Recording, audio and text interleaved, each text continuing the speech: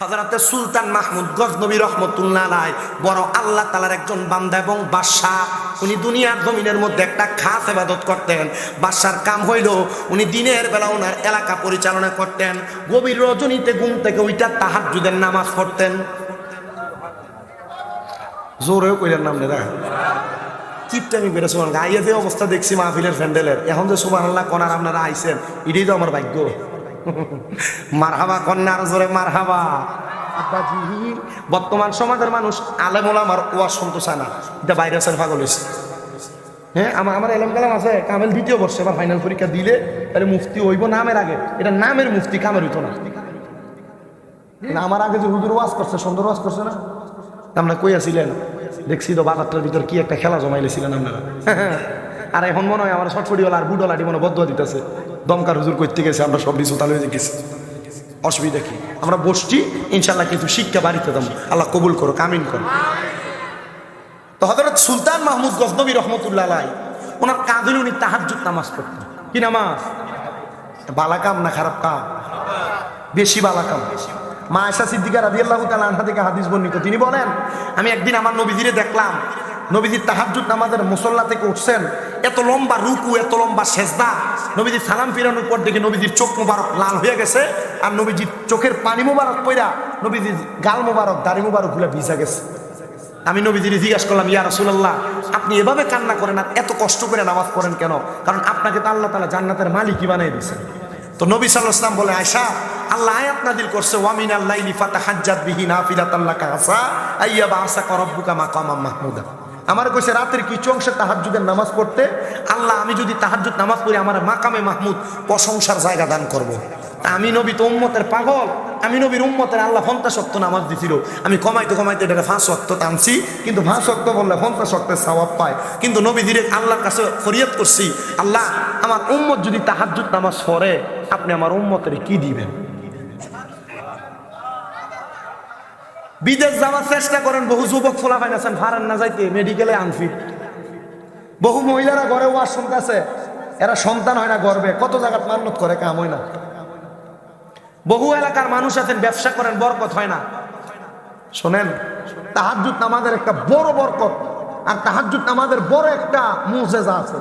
এই মুজেজা হইল, কেউ যদি বিদেশ যাইতে চায়, সন্তান হয় না, ব্যবসায় বরকত হয় না, কঠিন রোগে আক্রান্ত, তাহাজ্জুদ নামাজ পড়ে আল্লাহ তাআলা তারে সব নিয়ামত দান করে।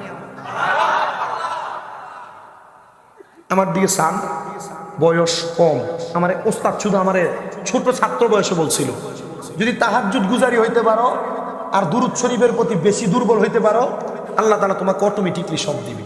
জিগাইয়েন আপনার স্বামী হুজুর কোনা সাকাওয়াত হুজুর, আমার কয়টা মাদ্রাসা কুমিল্লা। আমি এতটুক বিশ্বাস করি, আমার উস্তাদদের নসিহতের অনুযায়ী আমি কাজ করাতে আল্লাহ তাআলা আমাকে দান করছে। আপনি যদি করেন আপনাকে দান করেন। আল্লাহর হাবিব কান্না করেন, মা আয়েশা সিদ্দিকা বলে, ইয়া রাসূলুল্লাহ, আপনি যে কান্না করেছেন, আপনার কান্না করার কারণ কি? বলে, আমি আমার আল্লাহর কাছে বলছি, আল্লাহ আমার উম্মত যদি তাহাজ্জুদের নামাজ পড়ে আমার উম্মতের কি দান করবেন? আমার আল্লাহ তাআলা আমারে জানিয়ে দিতে, গো হাবিব, আপনার উম্মত তাহাজ্জুদের নামাজ আদায় করে আমি আল্লাহর কাছে যা চাইবে আমি আপনার উম্মতের তা দান করে দিব।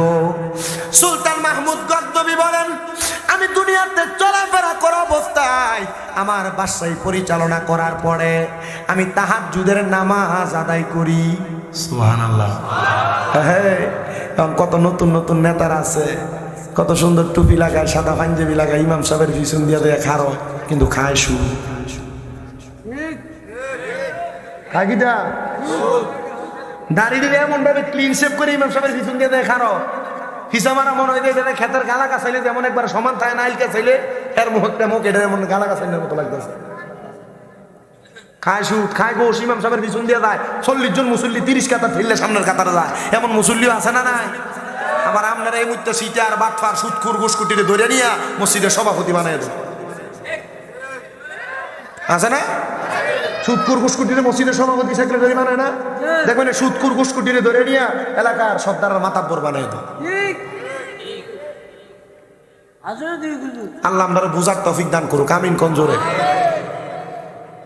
হযরত সুলতান মাহমুদ গজনবী রাহমাতুল্লাহ আলাইহি তিনি বলেন, আমি তাহাজ্জুদের নামাজ আদায় করার ওযু করার জন্য আমার রাজপ্রাসাদ থেকে বের হইলাম।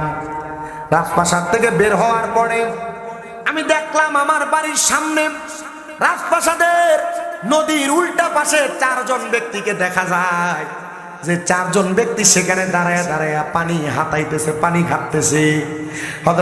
হযরতে সুলতান মাহমুদ গজনবী বলেন, আমি চিন্তা করলাম এতদিন মনে হয় আমি একা একা তাহাজ্জুদ নামাজ পড়ি, কিন্তু না না না, আমার এলাকার এই চারজন মানুষও তাহাজ্জুদ নামাজ পড়ে। আমার কপাল কত ভাগ্য কত ভালো, আমি বাসায় একা নামাজ পড়ি না, আমার এলাকার চারজন আমার পজও নামাজ আদায় করে।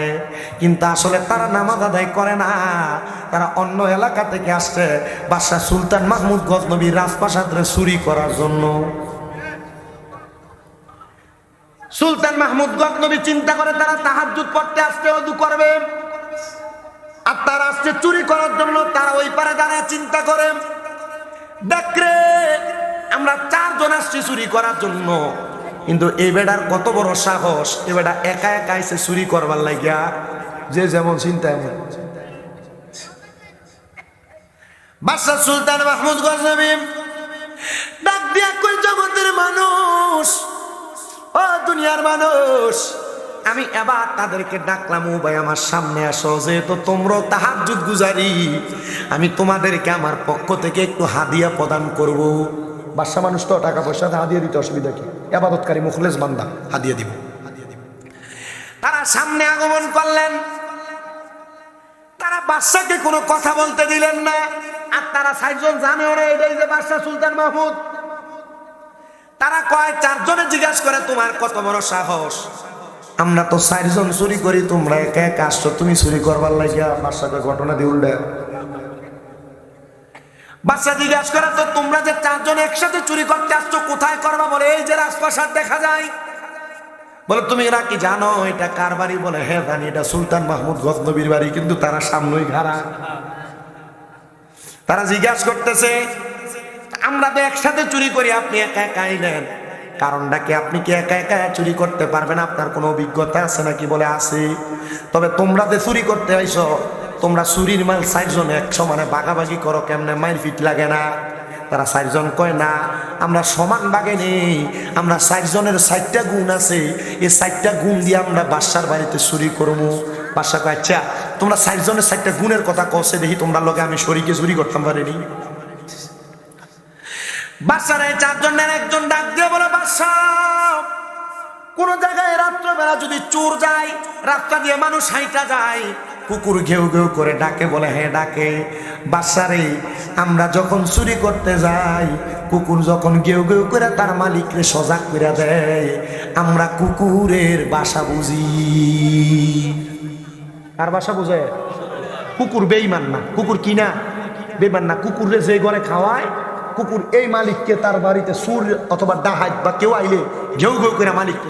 আমি নিজে আমার আম্মারে নিয়ে 2 মাস দৌড়াদৌড়ি বাহিরে ছিলাম, হসপিটাল যতদিন ছিলাম, আমরা ঘরের সামনে কুত্তা, এটা একবার ঘরের সামনে বই আছে। কুত্তা বেইমানি করে না, মানুষ জাতের এক জাত আছে তারা বেইমানি করে, আছে না? ওনারা নাফরমান হিসাবে আল্লাহর কাছে উঠবে। যাদের মুখগুলো হবে কি পাখি না, মুখ ঠোঁট লম্বা, যে ঠোঁট পাখি নেই, ঠোঁট লম্বা। আল্লাহ রাসূল হাদিসে মুবারাকে কি এমন একটা, যে কোন একটা পাখির কথাই বলছেন, যাদের মুখগুলো এমন লম্বা লম্বা ঠোঁট আকারে উঠবে।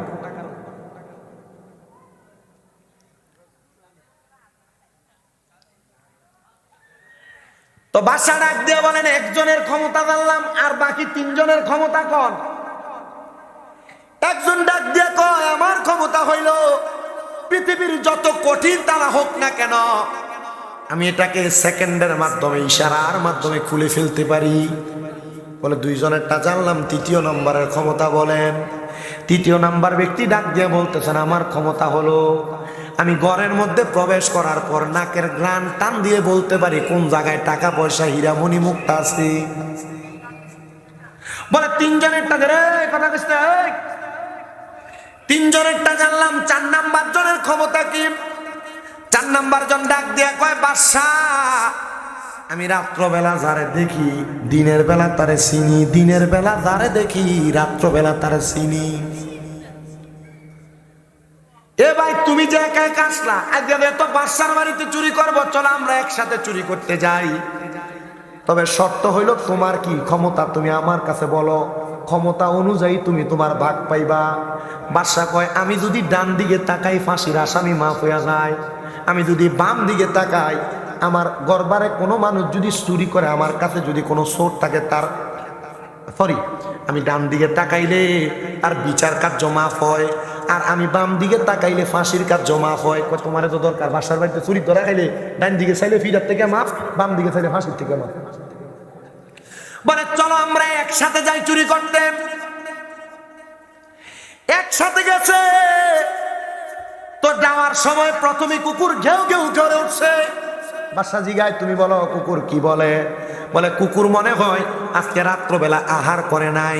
কুকুর বলতেছে যার বাড়ি তারে লইয়া চুরি করতে নাকি যাই। আসলে কুকুরের কথা কি সত্য না মিথ্যা? তারা আবার প্রবেশ করলেন ঘরের দরজা, যে চোখের ইশারার মাধ্যমে ঘরের দরজা খুলে ফেলছেন। নাকের গ্রাম সুইঙ্গা সুইঙ্গা ঘরের কোন জায়গার মধ্যে কি আছে তালাশ করে করে বের করে ফেলছেন। এমন টাইমে মসজিদে আযান দিতেছে, আসসালাতু খায়রুম মিনান নাওম।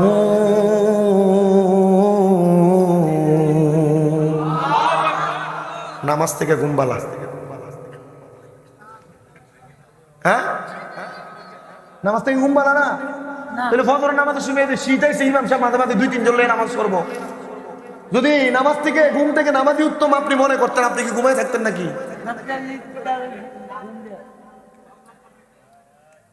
আসসালাতু খায়রুম মিনান নাওম, ঘুম থেকে নামাজ উত্তম।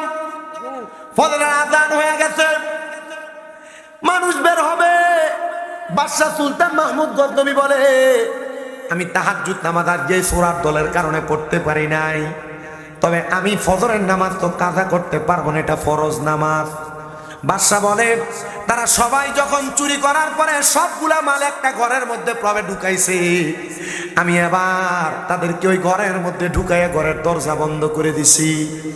দরজা বন্ধ করে আমি ফজরের নামাজ আদায় করে ডাক দিলাম, ও গজনব এলাকার মানুষ তোমরা কে আসো আসো। আমার রাজপ্রাসাদের মধ্যে 4 জন চোর আইছে চুরি করার জন্য। চুরি করলে কি বিচার, তার বিচার করা হবে। তোমরা আসো, চুরির বিচার দেখবা। শত শত মানুষ গজনবের বাদশার বাড়ির সামনে দাঁড়িয়ে রয়েছে।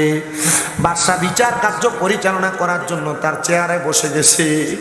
বাদশা যখন বসছে রে, ওই 4 জন চোরের কাঠগড়ার মধ্যে দাঁড় করানো হয়েছে। বড় হাসির বিষয় হইল, এ 4 জন চোরের ভিতরে 3 জন চোর দাঁড়ায় দাঁড়ায় কান্দে। দেখছস নি রে বাড়ির মালিক রে লইয়া গতকালকে, দেখছস নি রে বাদশার বাড়িতে চুরি করতে আসে আমরা চুরির ধরা খেয়ে গেছি, কিন্তু একটা চোরা দাঁড়ায়া দাঁড়ায়া হাসি। 3 চোরে কান্দাছে, আসে কয়টা? বাদশা জিজ্ঞাসা করে সবাই কান্দে, তুমি কেন হাসো? উনি ডাক দিয়া কয় বাদশা আপনি আমার গুণের কথাটা মনে আসেনি? বলে হ্যাঁ মনে আছে। তুমি যারে রাইতে দেখো তারে দিনে চেনো। বলে বাদশা কেমনে গো, এক লগে চুরি করে আমরা লগে বেইমানিটা করলেন? আমনে সোনা চুরি করতে গেছিলাম, আপনি দিয়াইস গা আমদারে বিচার করতে দাঁড়াইছেন। বাদশা দেখেন আপনার ডান হাতের ডান দিকে কি দেখা যায়? বাদশা তাকাইছে, কিছু নাই। বাদশা দেখেন আপনার বাম দিকে কি দেখা যায়? বলে কিছু নাই। বাদশা গো আপনারও তো গুণ, ডান দিকে তাকাইলে এ বাদশা আপনি মানুষের বিচার কার্য মাফ করে দেন, আর বাম দিকে তাকাইলে ফাঁসির আসামি মাফ করে দেন। বাদশা আমরা স্বীকার করি পেটের দায়ে চুরি করতে আপনার বাড়িতে আসছি গো বাদশা। আমাদের গোত্রের সব মানুষ ক্ষুধার্ত, আমাদের এলাকার বাদশারা লুটপাট করে সব খায়া ফেলাইছে। আমরা আপনার বাড়িতে চুরি কইরা জানিতাম, আমার এলাকার মানুষকে খাওয়াইতাম। বাদশা আপনি তো আমাদের ফাঁসিও মাফ করছেন, ডাইনে বামে তাকে একু সব মাফ করছেন। বাদশা এবার যে শাস্তি দেন সেই শাস্তি আমরা নিয়ে যাব। বাদশা কয় যারে যা রিজিকের তালাশ করতে যায় তো চুরি করতে আসতো, আমি তোমাদেরকে আমার রাজপ্রাসাদে চাকরি দিয়া দিলাম। ওরে বিনা মাইনে করব চাকরি, বিনা মাইনে করব চাকরি। আবেদ শাহ বাবার দরবারে চাকর নিরাখি বায়া মারে দয়াল। আবেদ শাহ তোমার দরবারে চাকর নিরাখি বায়া মারে। আমি দিনের মাইনে দিনে চাই না, দিনের মাইনে দিনে চাই না, দিও বাগদাদি একসাথে চাকর নিরাখি ভাই আমার দয়াল। মুর্শিদ তোমার দরবারে চাকর নিরাখি ভাই আমারে। তারা চারজনের বাদশার বাড়িতে দায়িত্ব দিতে কাম দিতে, বাদশার পুরা রাত প্রাসাদ পরিষ্কার করব। তারা চুরি করার কারণটা দেখছেননি, খাবারের কারণে তারা চুরি করছে। আল্লাহর নবীর হাদিসে মুবারক ওমর ইবনে খাত্তাব রাদিয়াল্লাহু তাআলা বলে, কোন এলাকার মানুষ যদি পেটের ক্ষুধার জ্বালায় চুরি করে, তাহলে ওই এলাকার বাদশারে ওই এলাকার প্রতিনিধিরে ধইরা না তার হাত কাটটা দেও। বলে কেল্লে গারে? বলে তারপরে চোরের হাত কাটবা, কারণ ওই এলাকার বাদশা প্রতিনিধি তার এলাকার ক্ষুধার্ত মানুষের খবর নেয় না। বাংলাদেশে 5 আগস্টের পরে বহু নেতা দেখা যায়, সব নেতার কাছে কইবা তোমরা যদি আমরা সুখে দুঃখে কাছে থাকতে পারো, নির্বাচনের আগে ঠুসঠাস, নির্বাচনের পরে কেউ নাই। যদি আমরা ওয়াদা দাও, আমরা যারা সুন্নি মুসলমান আছি আমরা সুখে দুঃখে তোমরা থাকবা। 5 আগস্টের পরে যত জায়গায় বাংলাদেশে মাদারগুলা ভাঙছে, প্রত্যেকটা মাদার ভাঙ্গার বিচার করবা, আমরা তোমরা ভোট দেবো, নচেত আমরা ভোট দিতাম না। বাংলাদেশের সরকার বাহাদুর সহ ডক্টর মোহাম্মদ ইউনূস সাহেবের কাছে আমাদের আবদার সোশ্যাল মিডিয়ার মাধ্যমে, আপনি যদি মনে করেন বাংলাদেশের মধ্যে আপনি সত্য কায়েম কইরা বাংলাদেশকে শান্তি শৃঙ্খলাবদ্ধভাবে পরিচালনা করবেন, তাহলে বাংলাদেশের আপামর সুন্নি জনতা, সুফিবাদী জনতা যাদের কারণে ইসলাম পাইছে, ওই আল্লাহর ওলির মাদার দ্বারা বাঁধছে হাজীগঞ্জের মানুষ, আপনারা বলেন আমরা তাদের বিচার চাই কি চাই না? কারা কারা বিচার চাই হাত উঠে আল্লাহকে দেখান।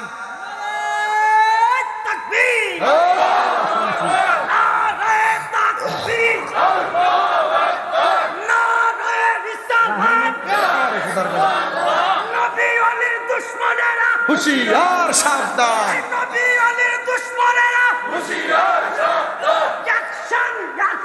ডাইরেক্ট অ্যাকশন,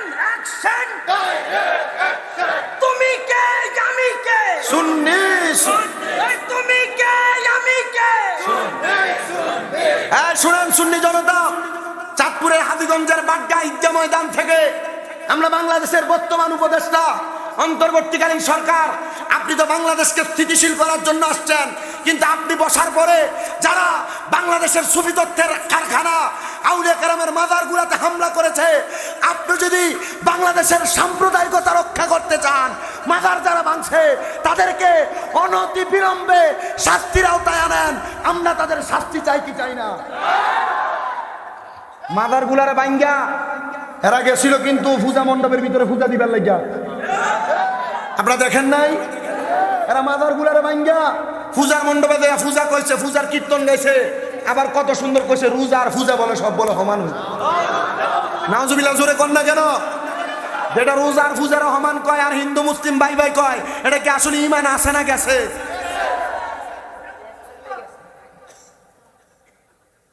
সিন্নি খেলে কারু ছিলে মোল্লা চিনো না, আউলিয়া কেরাম না আইলে তুমি ইসলাম পাইতা না, ফরনে ধুতি থাকতো বেড়া। এ আউলিয়া কেরামের মাজার ভাঙছে।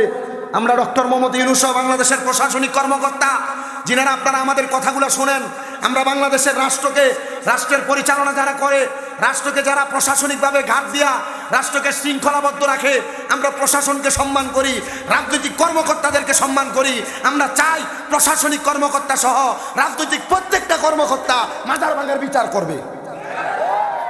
যারা বিচার করবে, যারা বিচারের পক্ষে থাকবে, আল্লাহর পক্ষে থাকবে, আমরা তাদের পক্ষে আছি। আর যারা বলবে যে না বিচার করতে পারতাম না, আমরা তার লোকে তেল মালিশ করে চললাম, আপনি যান আমিও আই, কথা কন না কেন? আল্লাহর ওলির মাজারে হামলা করবেন আর আমরা আপনার বন্ড আর মুনাফিক কইলে আমরা লইতাম শয়তানের দল। আপনার কি কষ্ট হইতেছে নাকি? উপদেষ্টা হলে কিছু কইছে আপনার খারাপ লাগতেছে? আমি সুন্নি হিসাবে আমার দায়িত্ব। আল্লাহ কবুল করেন, আমিন পড়েন। লেস্কো বেটা প্রেমের বিষে দর্শে গো যারে ওরে কি করিবে ও যাই তার গো বিষে পরাণ যাই মুর্শিদি প্রেমে পরাণ যাই গো। এটা তো পাগলা করা শুনি না হলে এমনি কেমনে সানছে বুড়া বয়স লাগে 16 বছর জোয়ান বেটা।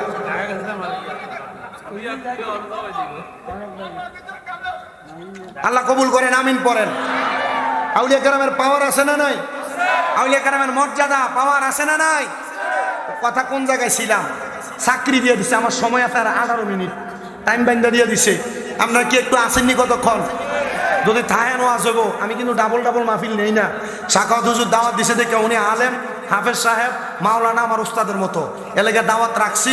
এই দাওয়াত রাইখো টাইম মতো আমি কইছি হুজুর 12:30টা, আমি চেষ্টা করছি 12:30টায়, কিন্তু আমরা দোয়া নিলে আমি 12:30 স্টেজ যাইতাছি না। 29 উপস্থিত হয়েছিলাম এই জায়গা। তা আমি যেই কথা বলতেছিলাম, বাদশার বাড়িতে চাকরি দিছে 4 জন, মনে আছে নি ওয়াজ? বাদশা শর্ত দিছে, শর্ত হইল 5 ওয়াক্ত নামাজ পড়া লাগবে আর তাহাজ্জুদ নামাজ পড়া লাগবে। মারাবা কইলেন না? রাজি হয়েছে বাদশা। বলেন আমি তারারে 1 সপ্তাহ চাকরি দিয়া আমি আর এই 1 সপ্তাহ 5 ওয়াক্ত নামাজ ছাড়া বাড়তি কোনো ইবাদত করি না। কারণ আমি চিন্তা করলাম এরা যেহেতু বাদশার বাড়িতে চুরি করা সাহস করে লাইছে, কাম যে দিছি কোন সময় আমার বাড়ি চুরি করে লইয়া থাকা। এই কথা জাগ্রত হওয়ার পরে আমি আবার তাহাজ্জুদ নামাজ আদায় করলাম। আদায় করে ফজরের নামাজের অপেক্ষা করতে লাগলাম। তাহাজ্জুদের মুসল্লার মধ্যে বসা, তাহাজ্জুদের মুসল্লার মধ্যে বসে থাকা অবস্থায় আমার ঘুম ভাব আসছে। এমন টাইমে আমি আমার নামাজের মুসল্লাটার মধ্যে সাজদায় পড়ে ঘুমিয়ে গেলাম। হঠাৎ করে আমি দেখতেছি গো দুনিয়ার মানুষ তোমরা শোনো, আমি দেখি আমার ঘরে রাহমাতুল্লিল আলামিন হাজির হয়ে গেছে। সুলতান মাহমুদ গজনবী বলে জগতের মানুষ। আমি যখন দেখলাম আমার ঘরে রাহমাতুল্লিল আলামিন নবী হাজির হয়ে গেছে, আমি জিজ্ঞাইলাম ইয়া রাসূলুল্লাহ আপনি আমার ঘর মুবারকে কেন হাজির হইলেন? নবী আমার নবীজির চেহারা মুবারকের উপর থেকে সাদা কাপড়টা সরাইয়া দিলেন।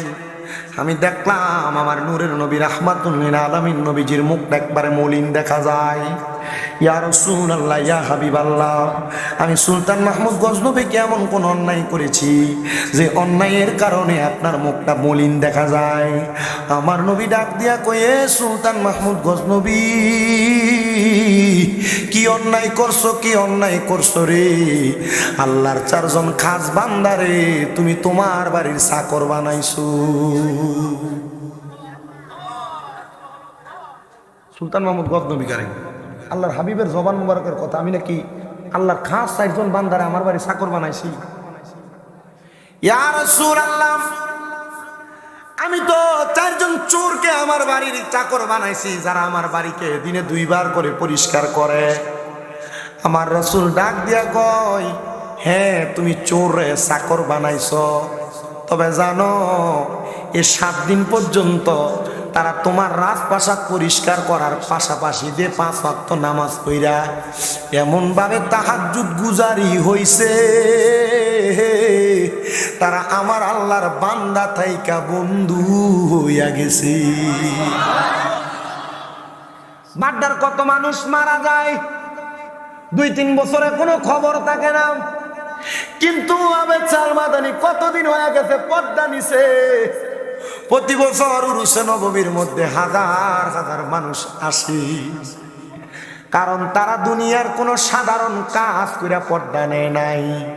আবেদ চাল মাদানি রওজার কাছে যাইয়া পশ্চিম দিকটারে পিঠ দিয়ে আবেদ চাল মাদানির চেহারা বরাবর মুখটা কইরা চোখটা বন্ধ কইরা আবার নিয়তে জিজ্ঞাসা করে ও আবেদ চাল মাদানি আপনি কেমনে গো দুনিয়ার জীবন সাজাইছেন?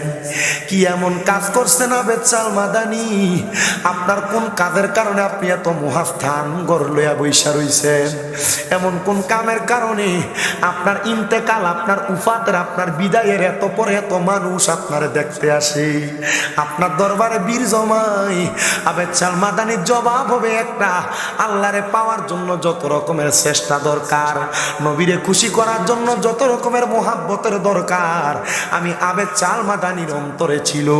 এবার আপনারা বলেন, আমরা যদি এমন ভাবে ইবাদত করি, আমরা এমন আল্লাহওয়ালা হওয়া সম্ভব কি সম্ভব না? আরে আবেদ চাই আমার আল্লাহর বন্ধু, কোন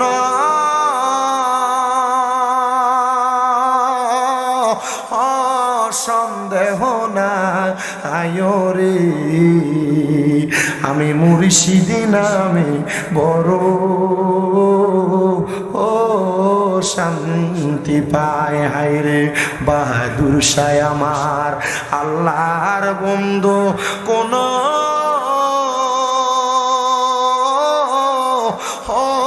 সন্দেহ না আয়রে, আমি মুর্শিদি নামে বড় ও শান্তি পাই। বলিয়া গাইয়া গেছিলাম কয়দিন আগে, এক পাগলা কইছে হুজুর সান্ডা কিন্তু আজকেও চলবো। মাদ্দা খার পাগল, বাড়ি আলীগঞ্জে। আরে মাদ্দা খায় আমার আল্লাহর বন্ধু, কোন আপনারা কি গাইতে পারেন না? এরকম মোহাব্বতে আমার লোকে টান্দা দেন না। আরে মাদ্দা খায় আমার আল্লাহর বন্ধু, কোন ও সন্দেহ না আয়রে, আমি মুর্শিদি নামে বড় ও শান্তি পায়। আরে ওই পার হইতে বাজায় বাসি এই পা আর হইতে শুনি, আরে সুর শুনিয়া পাগল হইয়া সুইটা সুইটায় আসি মুর্শিদ, আমি মুর্শিদি নামে বড় ও শান্তি পায়। হায়রে একটি বাসায় দুইটি পাখি, কত যে আনন্দে থাকি গো।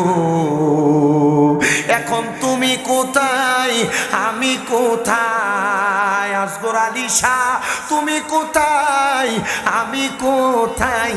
কাউকে কেউ আর দেখি না আগে, জানি না তুমি এমন করে ছেড়ে যাইবা আসগর আলী পাটোয়ারি আগে, জানি না তোমার আত্মাতে মি সায়াতা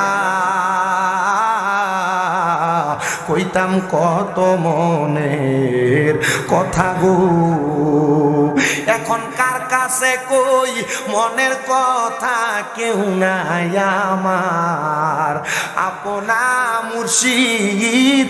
কার কাছে কই মনের কথা, কেউ নাই আমার আপনা আগে, জানি না তুমি এমন করে ছেড়ে যাইবা বেছা আগে, জানি না।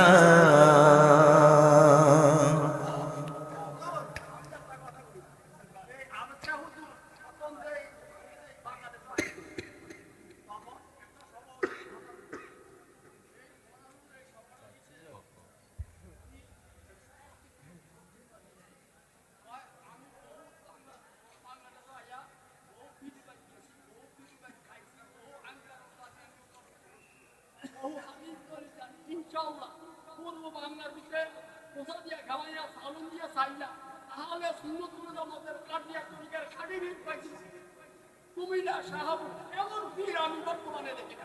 মারহাবা জি, জোরে কয়না দি মারহাবা। আবেদ চাল মাদানি জবানের কথা, শাহপুরে উনি হক্কানি ফিল করছে। মারহাবা কোন না 99 বছর বয়স আমার নিজের আমি বলছি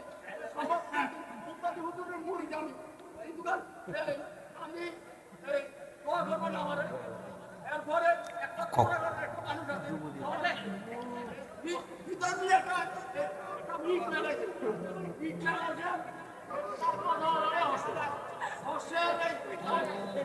আইবারি দাম করতে এসে দিন আগে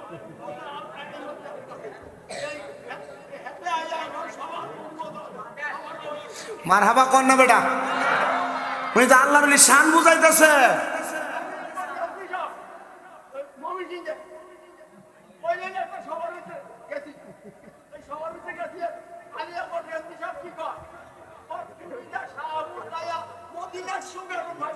মারহাবা কর না মারহাবা, মানে বাগদাদি হুজুর কেবলার প্রশংসা আবেদ দাল মাদানি আবেদ চাল মাদানি হুজুরও করে গেছে, আবার আলী আকবরের বিশা হুজুরও করে গেছে। দেখছেন নি ফাগলার মুখের কথা।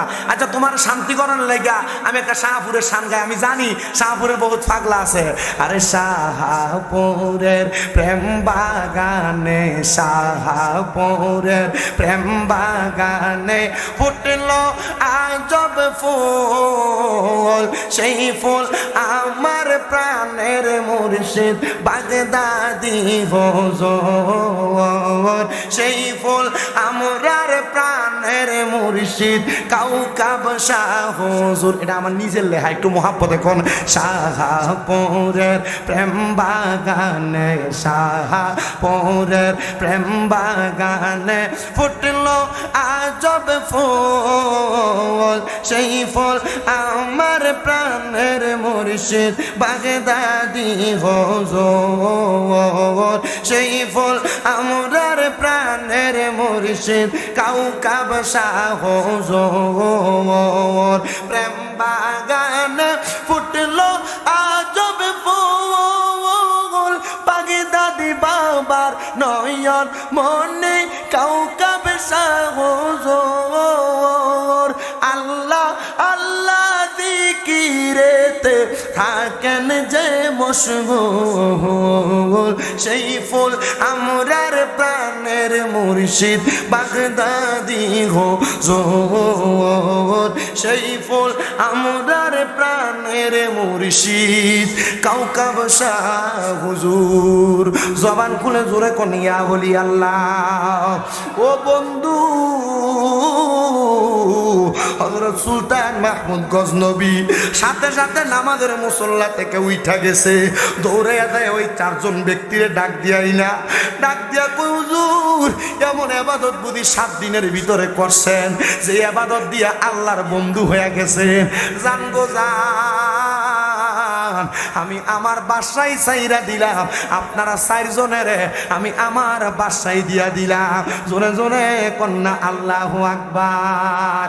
আরে মাত্র 7 দিনের ইবাদতে বাসায় ছাইরা দিয়া বাসায় ওই 4 জনরে দিয়া দিছে, অন্য কোনো কারণ না, অন্য কোনো কারণ না।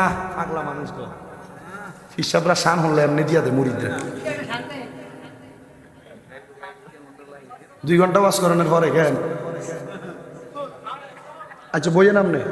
ও মুসলমান, ও নবীর উম্মতের দলেরা, এবার ওই 4 জনকে বাদশাহীর দায়িত্ব দিয়া সুলতান মাহমুদ গজনবী জংলায় যায় ইবাদত করে।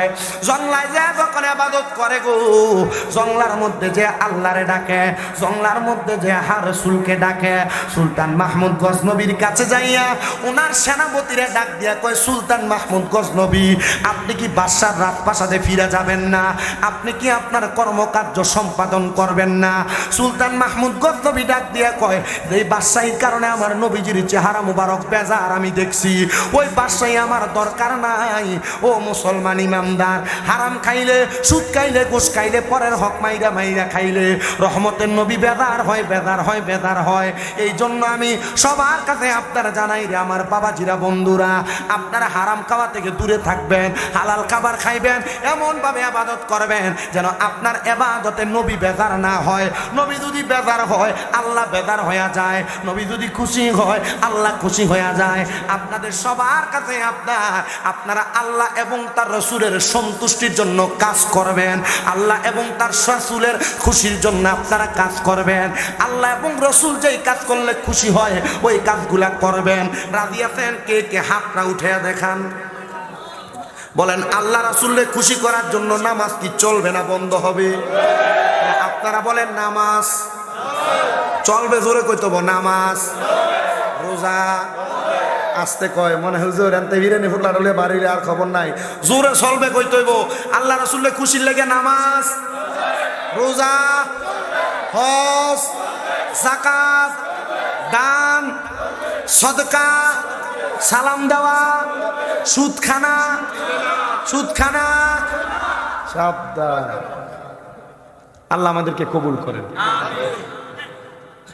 7 দিনের ইবাদতে বাদশাহী পেয়ে গেছে আর বাদশা বলে এই রাজপ্রাসাদে গেলাম না যে রাজপ্রাসাদে বাদশাহী পরিচালনা করার কারণে নবীর চেহারা মুবারক বেজার দেখছি আল্লাহ তাআলা আমাদেরকে সেই নবীর পাগল হিসেবে কবুল করেন লাস্ট এ ফাগলাতে তো কইছে নবীর একটা শান হুজুর কি কর শেষ করে দিয়ে তারপর বিদায় নিয়ে কোনো রকম বাজ্যে যদি ঘুমাইতাম পারি একটু মোহাব্বতে আমার সাথে জবানটা খুইলা ইশক নিয়া পড়বেন আমি তোমার প্রেমের ভিখারি ইয়া রাসূলুল্লাহ আমি তোমার প্রেমের ভিখারি বলেন আমি তোমার প্রেমের ভিখারি ইয়া রাসূলুল্লাহ আমি তোমার আরে বলেন আমি তোমার প্রেমের ভিখারি ইয়া রাসূলুল্লাহ আমি তোমার প্রেমের ভিখারি আপনারা কি রাসূলের প্রেমের ভিখারি এটা কইতে কষ্ট হইতাছে একটু মোহাব্বতে আশক নিয়ে না কইবেন শেষ বেলা ছেড়ে দিয়ে দামু গানা একটু মোহাব্বতে পড়েন আমি তোমার প্রেমের ভিখারি ইয়া রাসূলুল্লাহ আমি তোমার প্রেমের ভিখারি বলেন তোমারই প্রেমের গো রাসূল হয় না তুলনা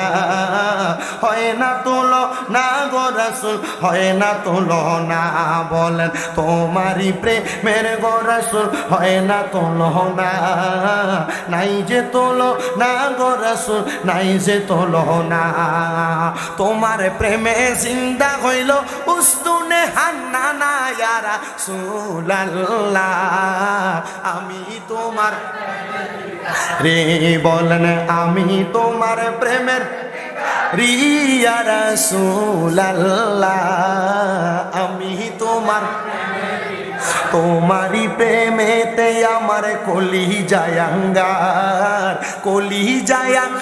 গো রাসূল কলি জায়াঙ্গার তোমারি প্রেমেতে আমার কলি জায়াঙ্গার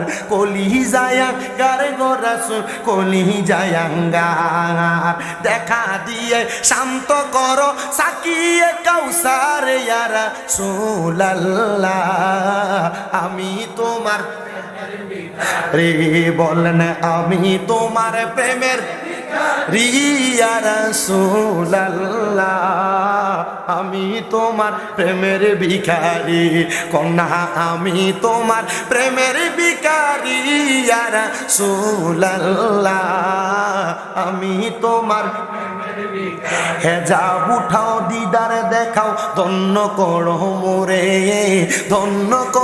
মোরে গো রাসূল ধন্য করো মোরে হেজাব উঠাও দিদার দেখাও ধন্য করো মোরে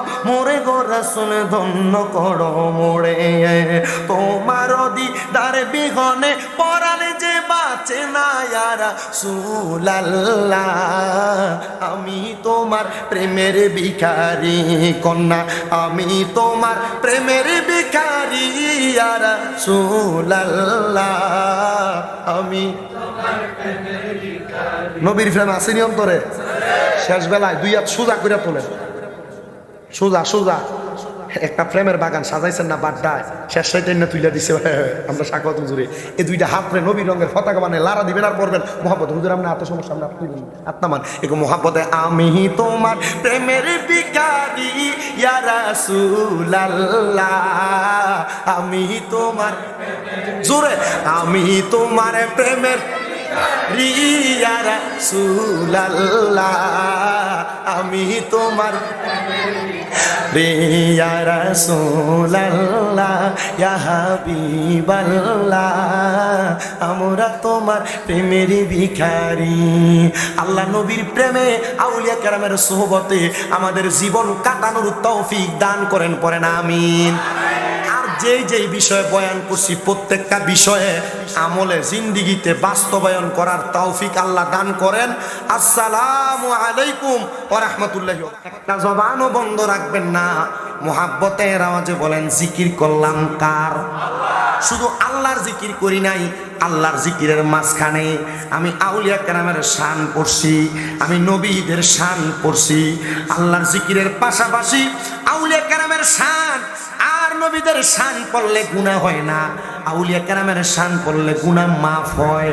আর নবীদের শান পড়লে, নবীদের জিকির করলে, নবীদের স্মরণ করলে আমাদের গুনাহের কাফারার পরে আমাদের ইবাদত হয়ে যায়। এ মুসলমান ইমানদার, আমাকে সাবজেক্ট নির্ধারণ করে দেওয়া হয়েছে নবীদের মুজেজা সম্পর্কে বলার জন্য। আমি জানি না আমার পাপী মুখে কি নবীদের মর্যাদা সম্পর্কে, মুজেজা সম্পর্কে বলবো, তবে আমি আপনাদের কাছে আল্লাহ তাআলার কালামে হাকিম থেকে দুইটা আয়াতে কারিমা তেলাওয়াত করেছি, যেখানে আমার আল্লাহ তাআলা অত্যন্ত সুন্দরভাবে বলেছেন, ইয়া আইয়ুহাল্লাযীনা আমানু, আল্লাহ তাআলা বলেন হে ঈমানদাররা, ইত্তাকুল্লাহ, তোমরা আমি আল্লাহকে ভয় করো। ওয়াল তানজুর, তোমাদের প্রত্যেকের তাকানো উচিত, নাফসুম মা কদ্দামাত লিগাদ, তোমাদের পূর্ববর্তীদের দিকে তারা তাদের আগে কি প্রেরণ করেছে। আল্লাহ আবার বলেন ওয়াত্তাকুল্লাহ, তোমরা আমি আল্লাহকে ভয় করো। এরপরে আল্লাহ তাআলা ঘোষণা করে, বান্দা ইন্নাল্লাহা খবীরুম বিমা তা'মালুন, নিশ্চয় আল্লাহ তাআলা তোমাদের অন্তরের সকল খবর সম্পর্কে অবহিত।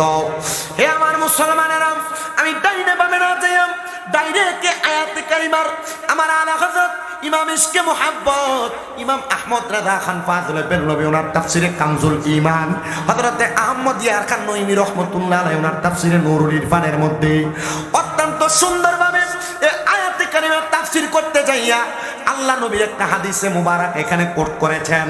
হযরতে জাবির ইবনে সামুরা রাদিয়াল্লাহু তাআলা আনহু হাদিস বর্ণনা করেন।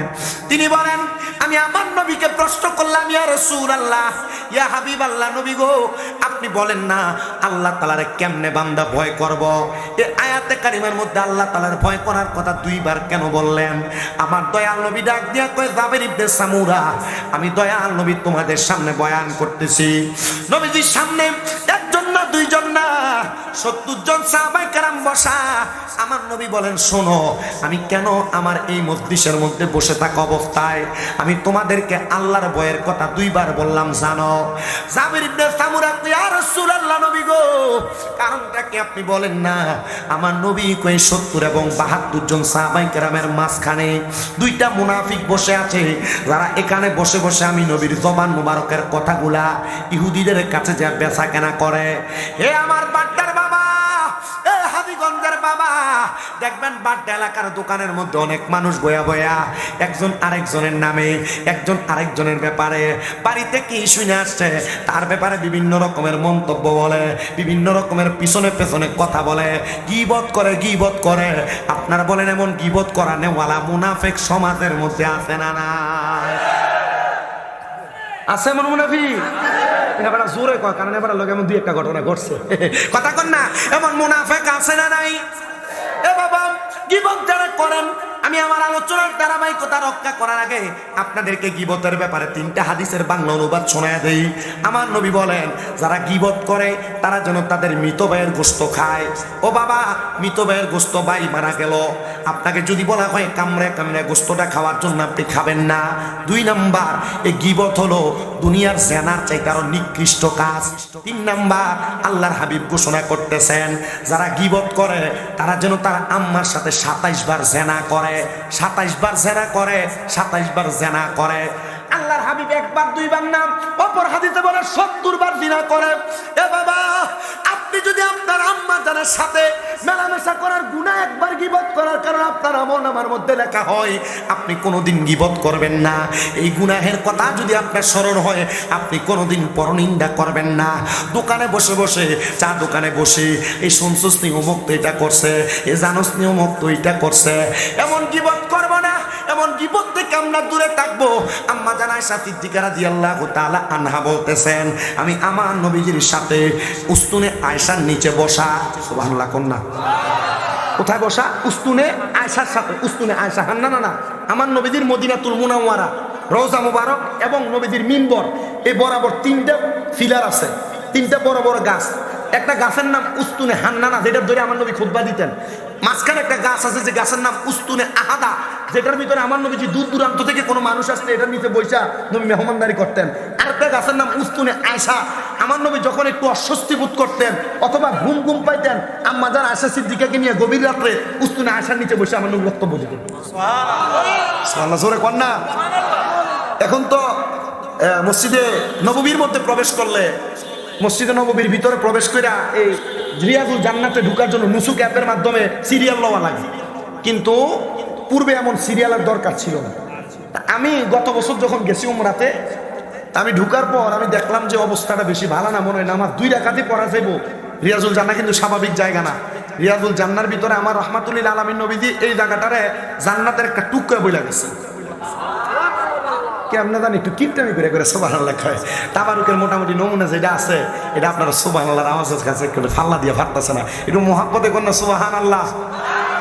আমি এই জায়গাত নামাজ পড়তেছি, আমি ঠিক আল্লাহ রসুলের রওজা মুবারক কাছে দিকে সোনালি যে পিলার এই একটা সিরিয়াল আছে, এখান দিয়ে দাঁড়ায় 2 রাকাত পড়ছি। এখন দেখতেছি মতো আর ডাকতেছি আল্লাহ হাজি তাল তাল তাল তাল জান থেকে তাড়াতাড়ি। আমি এখান থেকে লইলে আবার সামনের কাতারে গেছি, কারণ 2 রাকাতের বেশি তো করা যেত না। এখানে পড়ছি 2 রাকাত। চিন্তা করলাম এত কম নামাজ পড়বো, জান্নাতের একটা টুকরা আল্লাহ কোন দিন আনে না আনে। আবার কিছু 2 রাকাত পড়তে, এখান থেকে একটু পিছনে দেয় কাতারের পিছনে আবার 2 রাকাত পড়ছি। চিন্তা করলাম পড়লাম মাত্র 6 রাকাত, কামটা কেমন হইব না, আরো কুদ্দুর পড়তে পারলে মনে হয় একটু সুবিধাটা ভালো হবে। তারা জ্বালা তোর না হুন্ডা নষ্ট হয়ে গেছে, আইসত কেমন দম কাটা।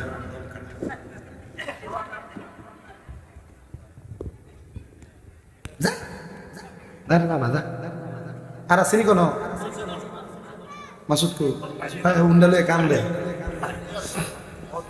এটা দেখে আসি নলুয়া রাস্তা নতার ভিতরে খারিয়ে দিছি। তো যে কথা, তো আমি 6 রাকাত নামাজ পড়ছি। আমি চিন্তা করলাম আর কুদ্দুর যদি পড়তে পারতাম। দেখেন মদিনাওয়ালা রোজার পাশে দাঁড়িয়ে শুধু কইতেছি ইয়া রাসূলুল্লাহ আপনার রোজার পাশে আর 2 রাকাত নামাজ পড়তে পারলে ভালো লাগতো, আর মদিনাওয়ালার সাথে সাথে কবুল করতেছি। আমি এখানে দাঁড়ায় রয়েছি, তো ওই দিক দিয়ে আমার সাথে আমি যে হজে গেছি লন্ডনের মঞ্চিস্টার থেকে আমার এক বাবা যান আবু সাইদ কবি, উনি ওইখানে গেছে। উনি যে মতো ডিস্টার্ব করবে মতোয়ার সাথে ইংলিশে কথা কইতে, আমি আল্লাহ রসুলের যে যার মিম্বরে দাঁড়িয়ে খুতবা দিতেন এই মিম্বর সিবাটার ভিতরে ঢুকে গেছি। 2 রাকাত করে শর্টকাট 3 আয়াত করে দিয়ে আমি 4 রাকাত নামাজ পড়ছি, মানে মোট 10 রাকাত। মারহাবা কয় না। আর আমি মক্কাতুল মুকাররমা এবং মদিনাতুল মুনাওয়ারা, বদর, উহুদ, খন্দক, একবার যতগুলা জায়গা আছে সবগুলা ঘুরার আগে যেখানে ঢুকবো দোকানে বেরো গেছে এখন কইলে দেবা অমুক জায়গা গুগলে ঢুকে সার্চ দিয়ে লিখতাছি এই জায়গাটার কি হিস্টোরি আছে। আমার মনে হয় শুধু আমি 15 দিনের হজের সফরে যা শিখছি আল্লাহ রসুলের শান, আমার মনে হয় আমি আমার এই এত বছর বয়স যে 26-27 বছর আমি এত বেশি পড়তে পারি শুধু 14 দিনে।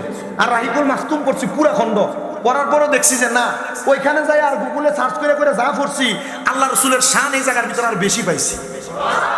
ইংলিশে লেখা, বাংলাতে লেখা, আরবিতে লেখা। আমি এতটুকু বলতেছি, আমি উস্তুনে আয়সা, উস্তুনে আহাদা, উস্তুনে হান্নানা এই 3 গাছ সম্পর্কে খবর নিয়ে দেখি রাহমাতুল্লিল আলামিন নবী উস্তুনে আয়সার পাশে মা আয়সা সিদ্দিকার নিয়ে বসা, বনু কুরাইজা গোত্রের এক মহিলা আয়সা আল্লাহ রসুলের কাছে কাঁদতেছে, নবীজির কাছে কান্দে। হ্যাঁ বনু কুরাইজার মহিলা, মা বোনেরা শোনেনি পর্দার আড়ালে, মহিলার লেগে কাম হইব। মহিলা কান্না করেন কেন?